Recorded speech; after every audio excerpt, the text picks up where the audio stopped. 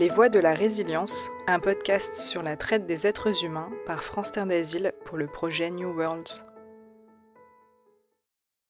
Épisode 3. Sortir de l'exploitation. Dans l'épisode précédent, nous avons vu que les exploiteurs parviennent à recruter leurs victimes en usant de tromperies, menaces, contraintes ou abus, et à les maintenir dans cette situation en les gardant sous emprise. Dans cet épisode, nous allons voir comment Anna et Grace sont parvenues à se défaire de cette emprise et sortir de leur réseau d'exploitation. Une des rares fois où j'ai été autorisée à me rendre à l'hôpital, j'ai rencontré une travailleuse sociale. Elle s'est approchée de moi avec précaution et, réalisant que j'étais effrayée, m'a proposé de parler en privé. Au début, je n'avais pas confiance en elle et je suis partie. Il y avait ces personnes dans la rue qui venaient parler aux filles qui se prostituaient comme moi. Au début, je ne comprenais pas qui ils étaient et quel était leur travail. Ils me disaient qu'ils n'étaient pas de la police, qu'ils ne voulaient pas me dénoncer, mais à ce moment-là, je ne savais pas encore si je pouvais leur faire confiance. J'étais vraiment terrifiée, mais eux ont été très patients et ne m'ont jamais mis la pression pour faire quoi que ce soit. Au début, ils m'ont simplement offert une oreille attentive.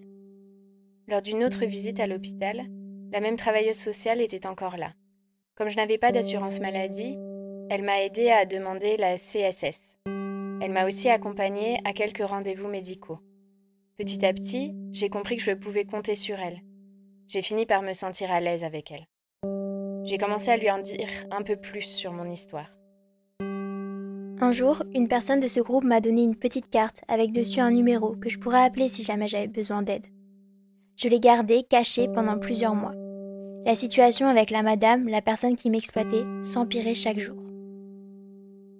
Quand j'ai découvert que j'étais enceinte, j'ai décidé que ma vie ne pouvait plus ressembler à ça, que je ne voulais plus me faire traiter de cette façon et j'ai appelé ce numéro.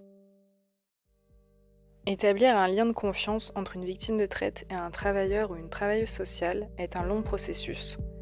Cela peut prendre du temps de réaliser qu'une autre vie est possible et qu'il y a des moyens de sortir de l'exploitation. Mon assistante sociale m'a aidée à prendre les mesures nécessaires, en protégeant mes messages, afin que mon petit copain et ses amis n'y aient pas accès. Nous avions même créé un code secret entre elle et moi pour que je puisse la prévenir s'il m'arrivait quelque chose. Elle m'a aidée à trouver une solution de logement afin que je puisse quitter là où j'étais, sans avoir à dormir dans la rue. Tout cela a pris du temps. J'étais stressée tout du long. Mais elle a toujours été transparente avec moi à chaque étape que nous avions à franchir. Et je savais que je devais tenter ma chance maintenant, qu'elle ne se représenterait peut-être pas après. Quand j'ai finalement appelé le numéro, la personne qui m'a répondu était calme, rassurante. C'était une assistante sociale. Elle ne m'a pas pressée, elle m'a bien expliqué tout ce qui pouvait être mis en place si je voulais sortir du réseau et comment ça allait se passer. Elle m'a proposé d'intégrer un programme de protection pour les femmes comme moi et j'ai tout de suite accepté. Elle m'a aidé à tout préparer, que mettre dans mes bagages, comment agir, où aller. Et avec toutes ces précautions, j'étais très stressée. Je continuais à me dire « et s'ils s'en rendent compte et s'ils m'attrapent avant que je m'en aille ?» Sortir d'un réseau d'exploitation est loin d'être simple. Anna et Grace ont dû faire face non seulement à des barrières physiques, mais aussi à des barrières émotionnelles et psychologiques. Une fois qu'elles conscientisent leur statut de victime, ce qui n'est pas toujours évident, il leur faut encore trouver la force de sortir d'un réseau qui, pour beaucoup d'entre elles, représente souvent la seule chose qu'elles connaissent dans leur pays d'accueil. Il faut en plus surpasser sa peur des représailles, les réseaux étant très violents, et pour certaines, le mépris de leur entourage, qui peut les considérer comme lâches, voire égoïstes, d'avoir quitté ce réseau. Les mécanismes de l'emprise rendent très difficile la sortie d'un réseau, et il est important d'en connaître les cycles pour pouvoir accompagner les femmes qui la subissent. Mon assistante sociale a veillé à ce que j'ai un lieu sûr où aller, et elle a travaillé avec les autres travailleurs sociaux du centre d'hébergement pour s'assurer que je ne serais jamais seule. Quand j'ai été prête à partir, je lui ai envoyé notre code secret, et j'ai fui. Le plus difficile a été de m'éloigner de la seule vie que j'avais connue pendant si longtemps, sans savoir où j'allais aller.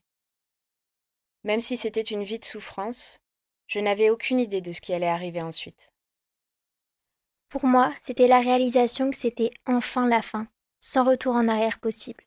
J'ai dû être forte, non seulement pour moi, mais aussi pour le futur que je voulais construire, et pour mon bébé qui s'apprêtait à naître. La peur était là, oui, mais aussi la détermination. Anna et Grace ont eu la chance de rencontrer la bonne personne, que ce soit une association spécialisée sur le terrain ou une professionnelle ayant été formée à reconnaître les situations d'exploitation dans un autre contexte. Mais elles ont aussi eu le courage de faire confiance, d'accepter de l'aide et de rompre avec leur vie passée. Pour beaucoup d'autres femmes victimes de traite des êtres humains, ce n'est pas toujours le cas. Il existe un vaste réseau souterrain que les organisations sociales et institutionnelles ne peuvent pas atteindre, des territoires dans lesquels elles n'ont aucun accès, et les tentatives de sortie sont parfois interrompues pour de multiples raisons. Ces histoires ne peuvent pas capturer complètement la complexité du phénomène de traite des êtres humains.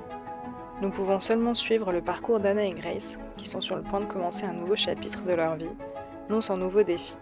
C'est ce que nous découvrirons dans le prochain épisode.